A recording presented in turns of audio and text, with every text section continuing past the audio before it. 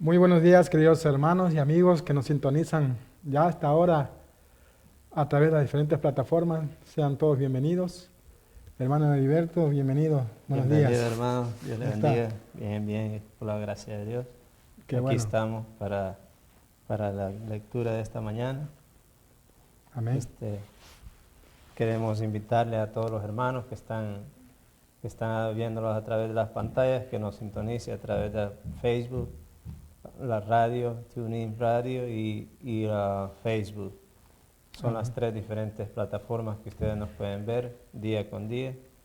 Y si vamos a formular la primera pregunta, pero antes de eso queremos tener una meditación Amén. para que Dios nos ayude en esta lectura.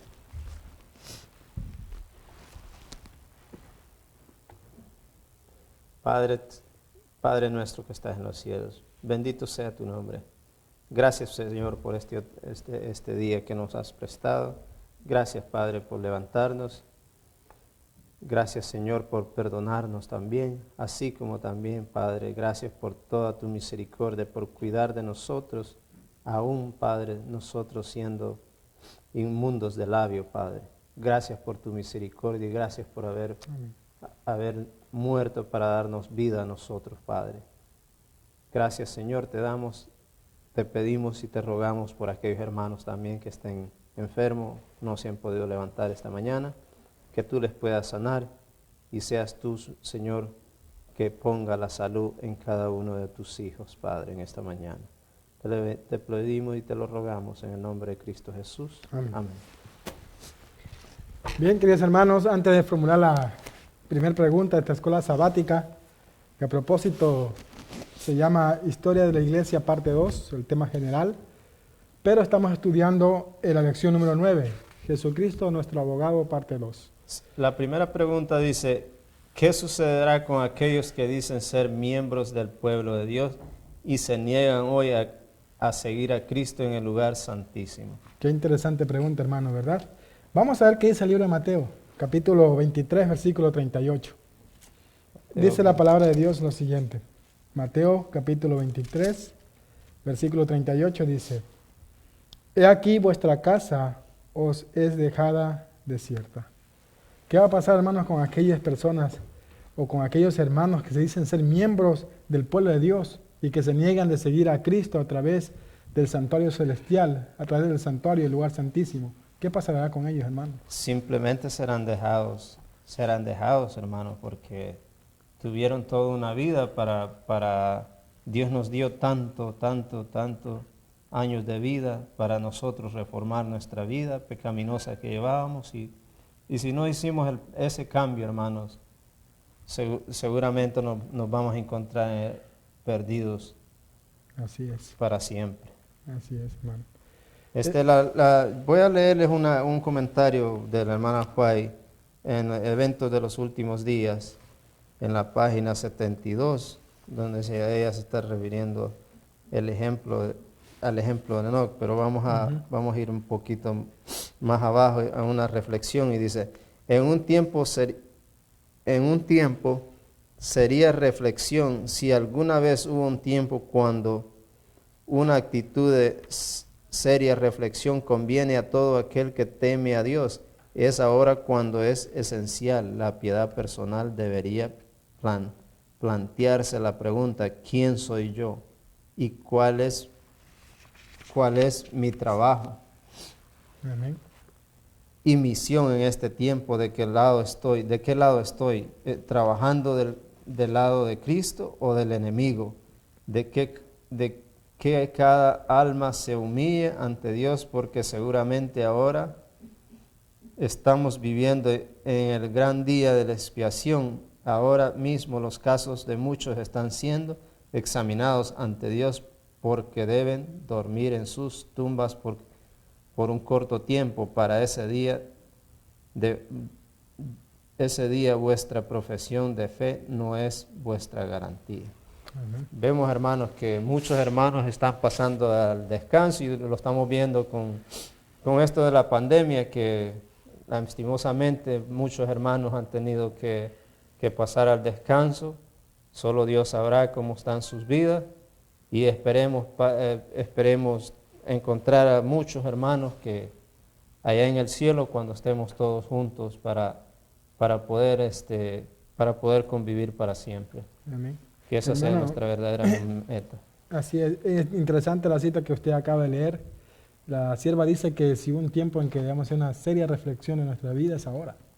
Porque estamos alumbrar de las cosas eternas.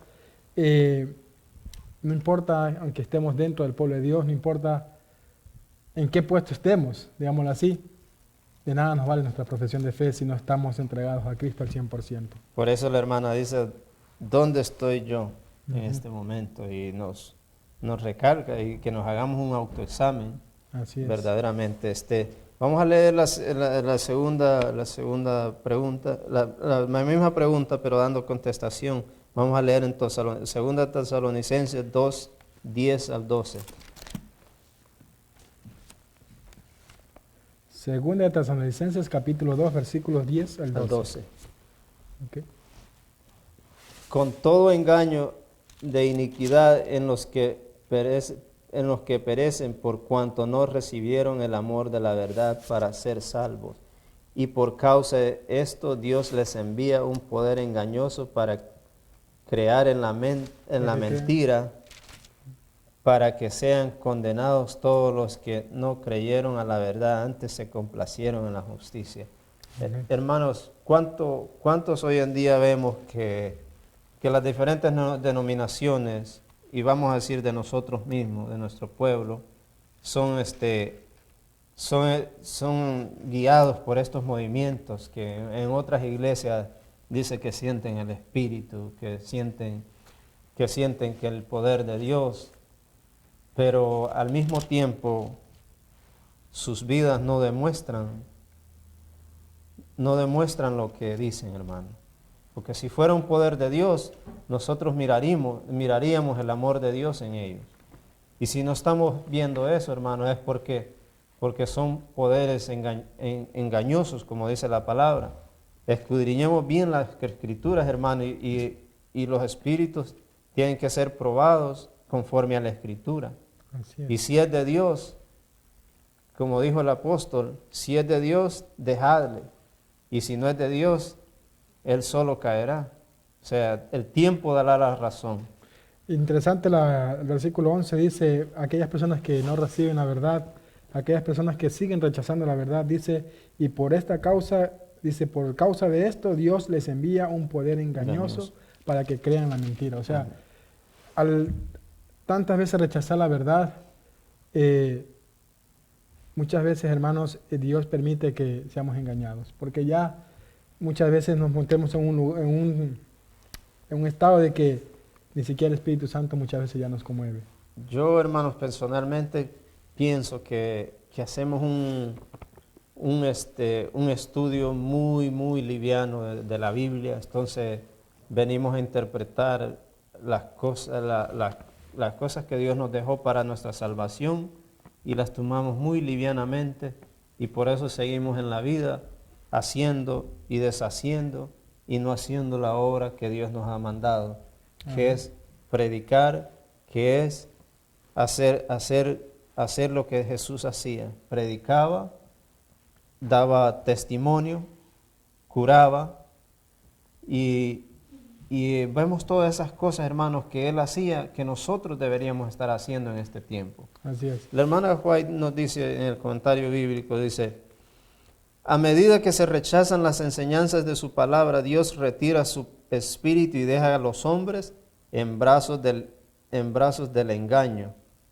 Vemos lo que dice en 2 Tesalonicenses. Lo está recalcando ella. Dice, Dios retira su espíritu y deja a los hombres en brazos del engaño. Nosotros estamos viendo hoy en día que el engaño se está apoderando del ser humano, que la gente está creyendo, especialmente en nuestros países, hermano, la gente está recurriendo demasiado al espiritismo, y prácticamente no se hace nada si no se consulta a los espíritus, y Y lamentablemente muchos familiares llegan a estas circunstancias, a estar consultando espíritus, hermanos, y eso es grave ante Dios. Dice, les gusta, pero Cristo intercede aún por el hombre y se otorgará luz a los que la buscan, aunque esto no lo comprendieron al principio los adventistas. Les resultó claro después, a medida que los pasajes bíblicos que defienden la verdad, posición de ellos, empezaron a hacerse inteligibles, cuanto paso a la fecha fijada para 1844. Hubo un tiempo de gran prueba para los que conservaban aún la fe adventista. Hermanos, aquí vemos claramente que la primera parte que usted leyó me llamó la atención. Dice que a medida que se rechazan las enseñanzas de su palabra, Dios retira su espíritu y deja a los hombres en brazos del engaño que muchas veces les gusta. ¿Cuántas personas muchas veces no les gusta vivir engañadas? Les gusta vivir tan solo con cosas que les excite a nuevas, qué sé yo, nueva luz, como muchas veces dicen, sí, ¿verdad? Nueva luz, saber los tiempos y tantas cosas que muchas veces Dios ha mantenido en secreto por algo, ¿verdad? Pero muchas veces nos queremos meter en un terreno peligroso y por eso el Señor muchas veces manda el engaño. Dice la cita, sigue diciendo, su único alivio en los concerniente a determinar su verdadera situación fue la luz que dirigió su espíritu hacia el santuario celestial. Algunos dejaron de creer en la manera en que habían calculado antes los periodos proféticos y atribuyeron a factores humanos o satánicos la poderosa influencia del espíritu que había acompañado el movimiento adventista. Otros, Otros creyeron firmemente que el Señor los había conducido en su vida pasada, y mientras esperaban, velaban y oraban para conocer la voluntad de Dios, llegaron a comprender que su gran sumo sacerdote había empezado a desempeñar otro ministerio, y siguiéndolo con fe, fueron inducidos a ver además la obra final de la iglesia. Obtuvieron un conocimiento más claro de los mensajes de los primeros ángeles y quedaron preparados para recibir y dar al mundo la solemne amonestación del tercer ángel de Apocalipsis 14. Hermanos, vemos claramente cómo aquí aquellos hermanos adventistas pasaron por una prueba, ¿verdad? Pero sin embargo, ellos al ver su error en los acontecimientos que pasó en 1844, al ver que Jesús no vino a la tierra, sino que pasó al lugar santo, al lugar santísimo, ellos lo siguieron a Jesús por fe, al lugar santísimo. Y eso es lo que nosotros también debemos estar haciendo ahora, seguir a Cristo a través del santuario por fe en el lugar santísimo de esta hora. Vemos que pasó la misma historia cuando Jesús hacía los milagros. Los fariseos decían que Jesús hacía los milagros, o sea, los hacía en nombre del enemigo, vamos a decirlo. O sea, cada cosa que hacía Jesús se la atribuían a Satanás. Uh-huh. Y vemos que al pueblo adventista le pasó la misma historia. Y la historia se repite, hermano. Esperemos que Dios nos guíe y no creamos en espíritus falsos, sino en espíritus de verdad. Que no sigamos a Cristo por emociones. Porque las emociones son